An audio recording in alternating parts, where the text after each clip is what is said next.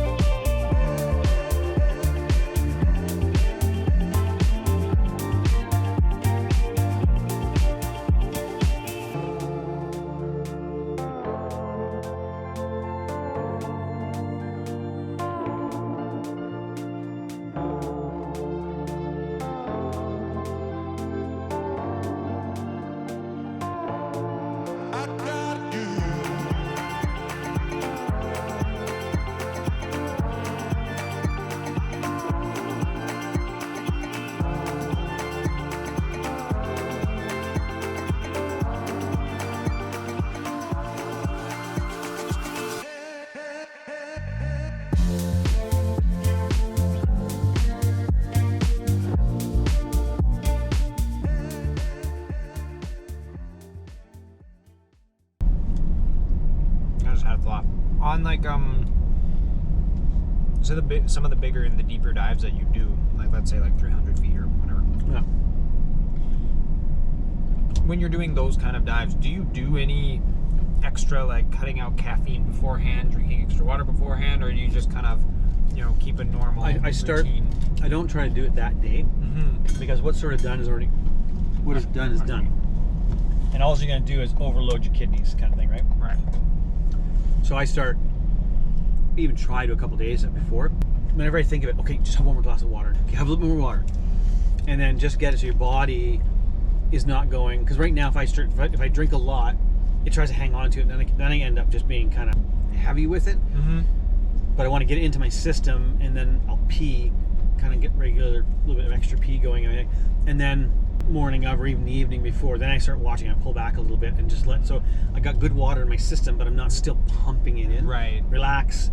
Then I'm out for that morning dive, and then right after the dive, I'm right back into the water. So our goal for today's video is to show you guys what it's like to go on a dive to 150 feet or 45 meters at Whytecliff Park. It's a very well-known dive site if you've ever been out here in Vancouver. It's a marine park, so it's great for training for all levels, from open water all the way into technical diving, which is what we're going to be doing today.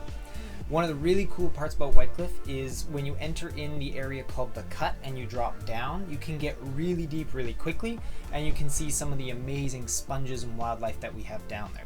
So hopefully we will be able to see some of that stuff and show you. We'll see. I did bring the video lights. They're nice. completely charged up, and I got a set for both of us. You're gonna have to run me through some of, like, if you have any specific hand signals for, like, you go there, go up, or something like that, shine the light there.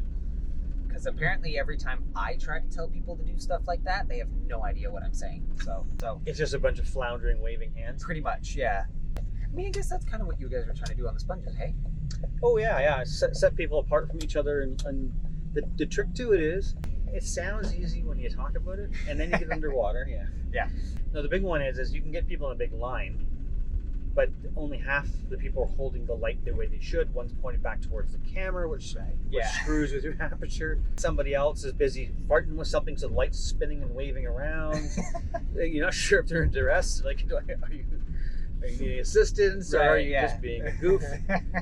So it's getting everybody to be on the same page at the same time. And look at so you, like you said, taking a direction. You come up a little bit and then back up. Or somebody's holding the light correctly like this, and then they get the other person holding out at the end of their hand like that. You swim around holding a light like that, it looks very staged. Or it's out at the end of their arm, so then it's bouncing like this. Right. I imagine it's a lot like teaching open water students to use a compass, where, like, no matter how much briefing and dry land practice you do, it always goes poorly. Every single time you're like, what's happening? And then they go the wrong way. This is probably more stable than having it on the car. Nope, no it's not. Where do you like? Probably not in the handicap parking. Oh.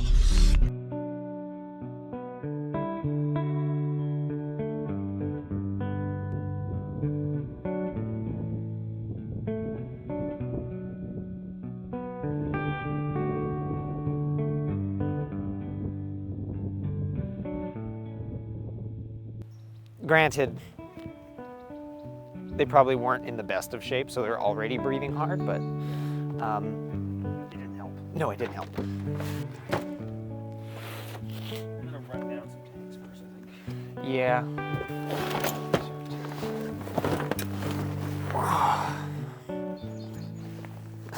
That is the one thing I'm not super happy about doing every time. I'll be honest. Yeah. It's not just a little bit more difficult. It's just a lot more. It's a lot more gear. Yeah. More trips. Oh my god. It's more. That's okay. When we come up from the dive, Yeah. you can always probably the Teflon seat, Oh, but crazy. you can Yeah. change the whole. And so now, if I save a dive kit, Yeah. there's a whole bag. There's a whole bag. So the goal for the dive was to go down to 150 feet, again 45 meters down the cut so we can drop straight down the wall, and we're going to do some planned decompression on the way up. The reason we're doing this was because apparently there were some wolf down the wall in a den, and we also get to spend some time with the really cool sponges down there. There's lots of stuff living inside them and around them, and it's not something everybody gets to see. So we thought it'd be really neat to do a video and show everybody what it's like going down to that depth without having to do all the training and take all the gear like we're doing. So the start of our dive was actually pretty murky, but we usually expect that in the summertime with all the algae. It grows and it gets pretty thick and the visibility is not very great, although it wasn't too bad on this one. And the reason we chose the cut is because it drops so quickly down the wall. You get through the thermocline, you get into the cold water a lot quicker than if you were to enter in the bay or somewhere else where you have to make a long surface swim or swim underwater along the bottom. So it makes getting to our target depth of 150 feet a lot easier so that we're not wasting as much time and as much gas. As we drop down deeper, you'll see that all of a sudden these big sponges start to form. They start growing at around 80 feet, so about 25 meters, and they just get bigger and bigger and bigger as you go down, which is one of the cool things about this dive site.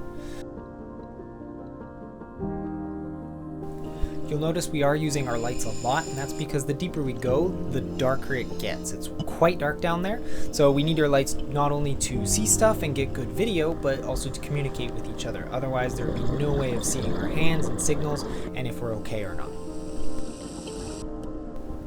The amazing part for me about this dive site is the sponges that we get to see down at depth.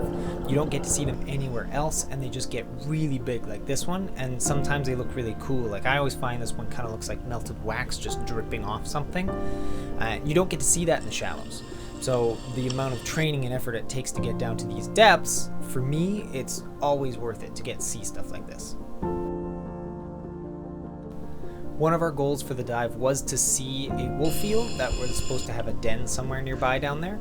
Unfortunately, it wasn't in the den, we didn't see it, but I think all of these other things that we are seeing did kind of make up for that. We had good visibility in depth, we got to see all the cool sponges.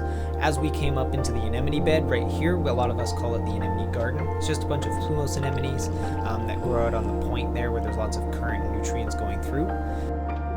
So instead of heading straight up to do our decompression and finish the dive, we actually spend a little bit more time swimming through here, looking for stuff, trying to find some small things, just enjoying ourselves because it was such a nice day. We had such good conditions for the dive, and I always love this part of the dive just because there's so much to see. It's so calm, it's just really beautiful.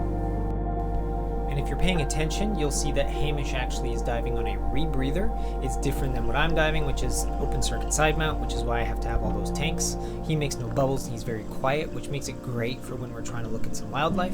It also means that he has to carry a lot less gear than I do, because I plan on using all of the tanks that I'm carrying, whereas he's only carrying extras in case his unit fails.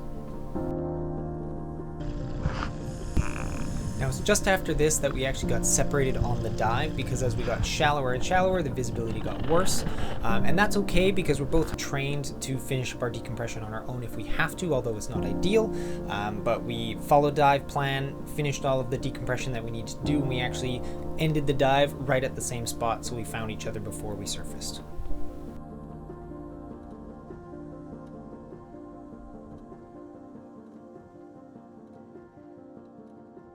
So thanks for watching the video. We hope you enjoyed it. We had a great time making it, and we're going to make more of these types of videos soon.